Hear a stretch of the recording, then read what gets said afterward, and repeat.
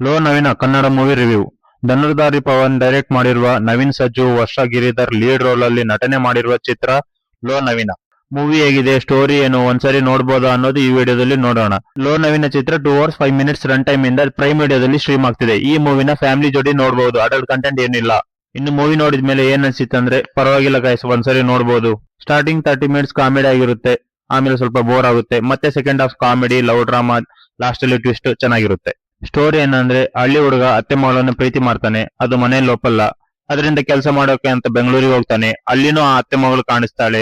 ಆಮೇಲೆ ಏನಾಯ್ತು ಅನ್ನೋದು ಮೂವಿ ನೋಡಿ ತಿಳ್ಕೊಳ್ಬೇಕು. ಪ್ಲಸ್ ಪಾಯಿಂಟ್ಸ್: ಕಾಮಿಡಿ, ಹಳ್ಳಿ ಭಾಷೆ, ಫ್ರೆಂಡ್ಸ್ ಜೋಡಿ ಕಿಟ್ಲೆ ಮಾಡೋದು, ಲಾಸ್ಟ್ ಅಲ್ಲಿ ಲವ್ ಗೆ ಟ್ವಿಸ್ಟ್, ಇವೆಲ್ಲ ಈ ಮೂವಿಗೆ ಪ್ಲಸ್ ಪಾಯಿಂಟ್ಸ್. ಮೂವಿ ಸ್ವಲ್ಪ ಸ್ಲೋ ಆಗಿರುತ್ತೆ, ಅಲ್ಲಲ್ಲಿ ಬೋರ್ ಅನ್ಸುತ್ತೆ, ಇದು ನೆಗೆಟಿವ್ ಪಾಯಿಂಟ್.